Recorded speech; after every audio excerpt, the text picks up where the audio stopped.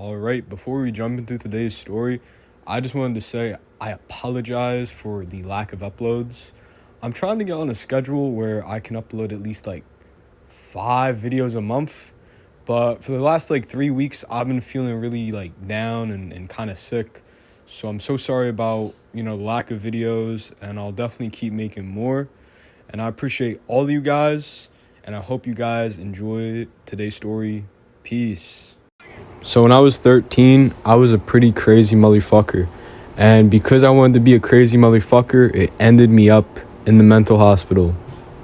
So I was pretty depressed for a few months leading up to my psychosis. And I just felt down like all the time. And I remember one day, it was like the most average fucking Tuesday, right? And I remember just completely losing it.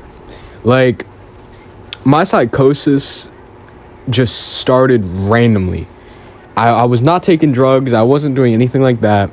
I was riding my bike because I decided, you know what, some physical exercise would be good. Getting out there in the sunshine and shit, whatever. So I'm out there, I'm riding my bike, and all of a sudden I start hearing these voices. Now, there's nobody around me, mind you, right? And I start panicking, and these voices start getting louder and louder, yada yada. And a bunch of shit happened over the week after, right?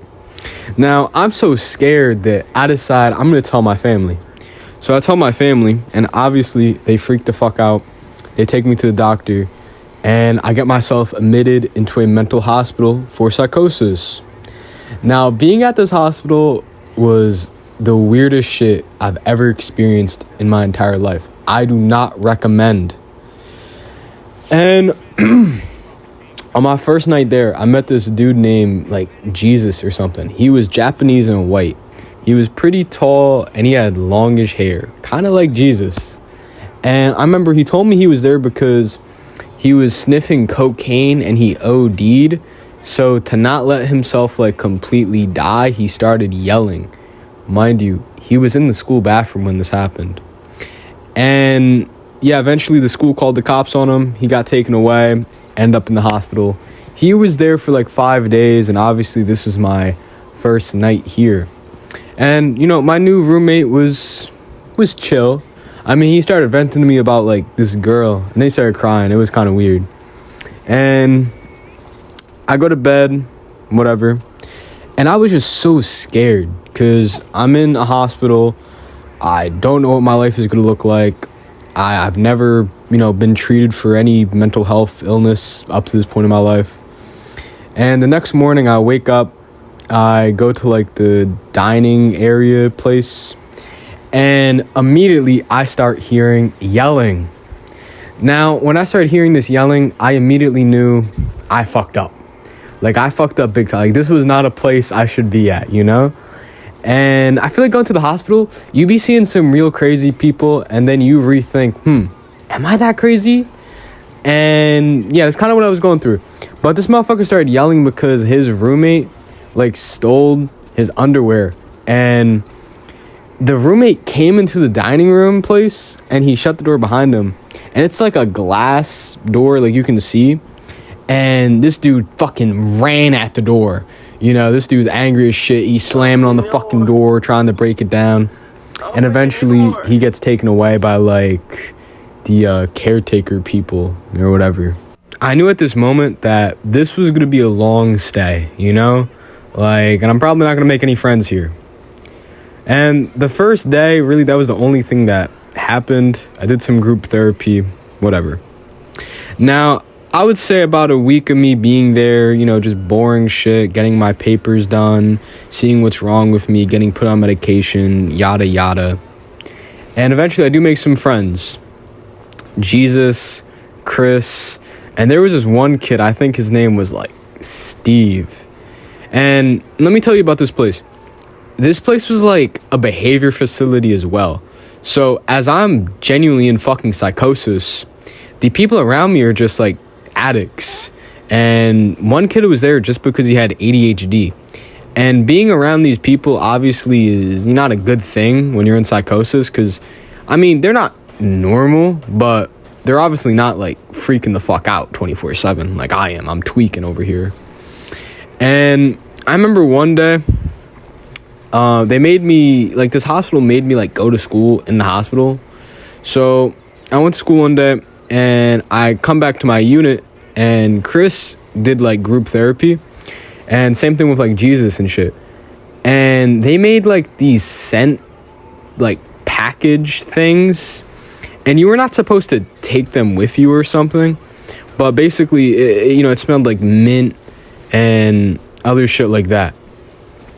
And I remember walking into the dining area. It was like 6 p.m. It's like winter, it's kind of like winter fall era. So it was kind of dark outside and everybody's watching a movie. And I remember my homeboy Chris was like, hey, I still got that pouch smell thing. And I was like, the fuck are you talking about, dude?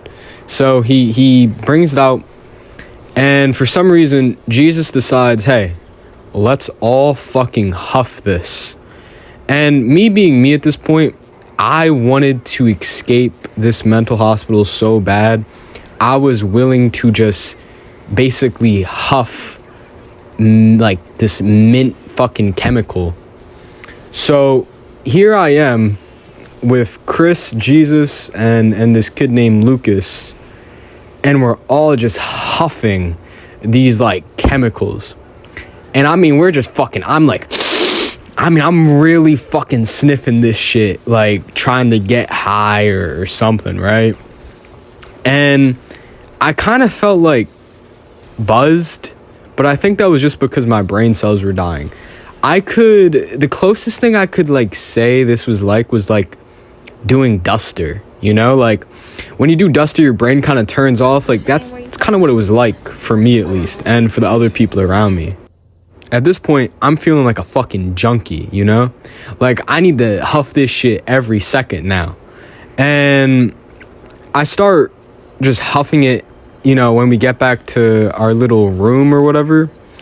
And I fucking woke up the next morning, my nose is like kind of bleeding. And I'm like really kind of like sick, like allergies and shit. Like there's like snot coming out of my nose with blood. And I'm just like, fuck, I really fucked up.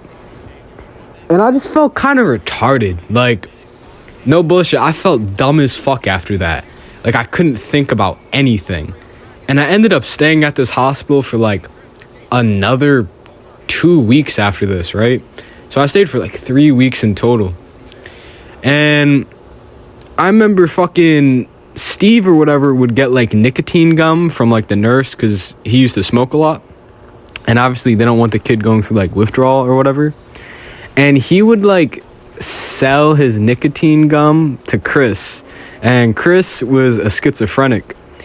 And when he took the gum, I don't know like what the fuck happened, but he started tweaking the fuck out. Like he had to get like injected with fucking booty juice and everything, man. It was fucked up. And he was like banging his head against the fucking window. I mean, it was some real like some real fucking sick shit. You think he's like fucking like a sleeper agent with the way this fucking gum was affecting him. So fast forward about a few weeks after the hospital, I actually became pretty good friends with Chris, although he was a little crazy. And I remember I actually gave him my number, and obviously my parents gave their number to his mom. And I don't know how he found my mom's number. He probably went through his mom's phone or some shit. But he called my mom talking about like, Alex is really hurt and he's dying. Like, mind you, I've never met this kid outside of the hospital. So he's just saying shit. And my mom calls me, oh my God, oh, I love you, are you okay? Oh my God, like, oh my God. Like, and I'm over here like, what the fuck is going on? Because I'm chilling with my dad in the car. And I remember later that night, he sent me a voicemail and he was like, uh-oh, I love you. I'm gonna fucking rape you and fucking kill you and kidnap you and you're gonna be all mine. And I blocked him. I couldn't deal with that shit. He went missing after that too, like for like a few days. And it was just some crazy shit.